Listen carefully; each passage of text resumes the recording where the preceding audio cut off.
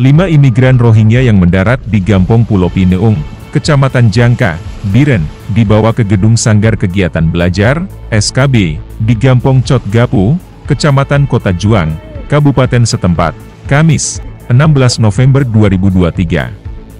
Perwakilan United Nations High Commissioner for Refugees, UNHCR, Faisal Rahman, mengatakan 4 pengungsi Rohingya telah dibawa ke gedung SKB Biren.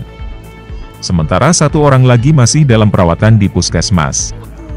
Namun nanti bakal dibawa ke SKB juga, kata Faisal kepada AJNN, Kamis, 16 November 2023. Diberitakan sebelumnya, warga Gampong Pulau Pineung, Kecamatan Jangka, Biren, menolak kedatangan imigran Rohingya ke kampung mereka. Namun 5 dari 245 imigran tersebut berhasil melompat dari perahu dan 1 orang dilarikan ke puskesmas setempat karena kondisinya semakin lemah. Nah dia turun dari sana tadi, turun lagi. Mungkin nanti diantar balik. Mungkin untuk penampungan sementara bagi 4 orang ini, Pak.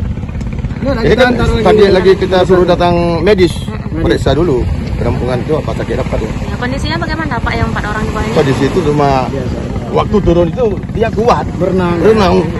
Sampai ke sini lemas. Apa trik dia nggak tahu juga kita. Capaian berenang.